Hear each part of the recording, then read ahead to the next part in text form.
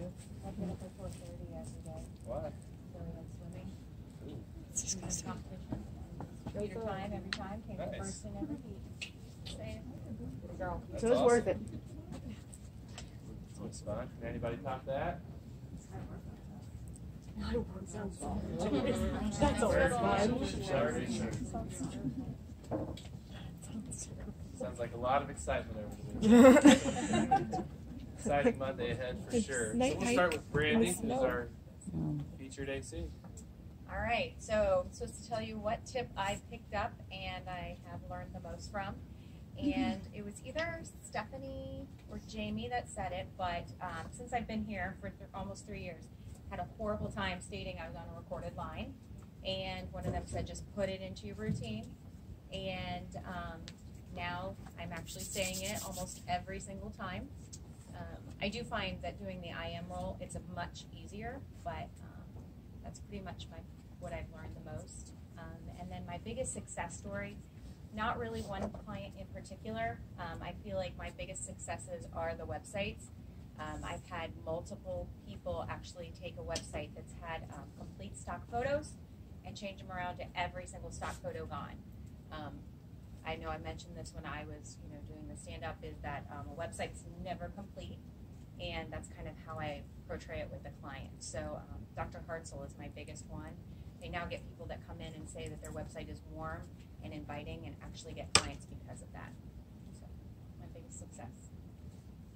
All right, so we'll Brandy and the challenged AC. We'll go back to the open of the call. State you're on a recorded line and follow the other tips from TDAC for the open. She'll do it from the hospital. 1 day late.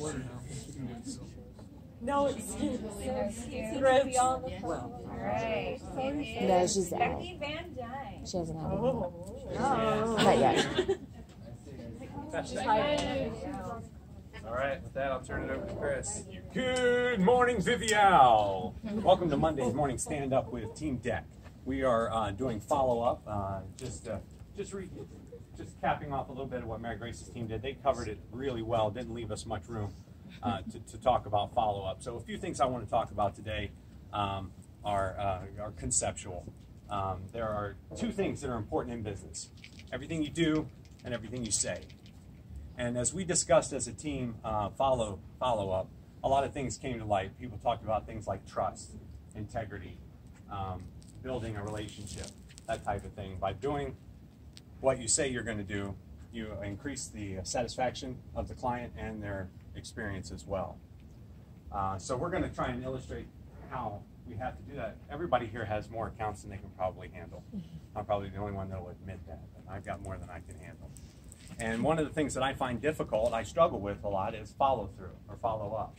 For instance, if I've told them that I need pictures for their website, now the ball's in their court, and I go do something else. Well, if I don't follow up on that, that ball's never coming back across that net. So that becomes the importance of follow-up. And to illustrate that, we have a few clients here, and they're represented by the old vaudeville act of spinning plates, kind of illustrate how you have to juggle what we have to do. So I have a prime Excel client here, and we've talked about articles, we've talked about topics, and we've selected one to boost on Facebook. It's one she likes, and now this plate is spinning. She's happy. I go to the website now. Have you gotten your website preview? Are you pleased so far with what you see? No, I am not. We're doggy daycare, and all of the stock photos on there are of cats. We don't have any cats. We don't deal with cats. It's not even in our name. And then they use the colors red and green, which is very Christmassy, but our logo is turquoise and white.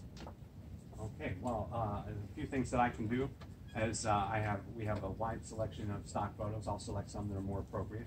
We'll collect a color scheme of your liking, and I'll get to work on those changes and send you the review as soon as I'm finished. Now she's spinning. I noticed she started to slow down here. So I'm going to send her an email. So what's the example on an email?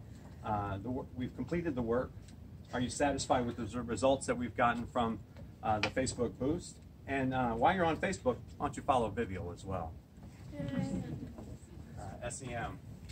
So are you getting the types of calls for the types of jobs that you like? Not really. So we are actually a hair school, and a lot of things that we're promoting right now are towards that. But we really want to promote some of the services that we have, so like hair cutting, men's grooming, that sort of thing. So is it possible to make some changes to that? Absolutely. And there's some things we can do to weight the put more weight of your budget towards that type of service. We can add some negative keywords to cut back on those calls that you don't like. And then we'll follow up in a month and see if we've made any impact on those calls. Sounds good. Okay, now I need to let her know that the work is complete on our website because she's slowing down. She doesn't look happy. If that plate falls, it's going to break and we're going to lose a client. And so, and thus, it's wash, lather, rinse, repeat. Wash, lather, rinse, repeat. It's the same thing.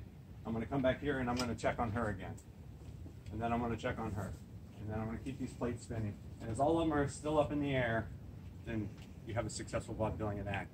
And that is the importance of follow-up according to Team Deck.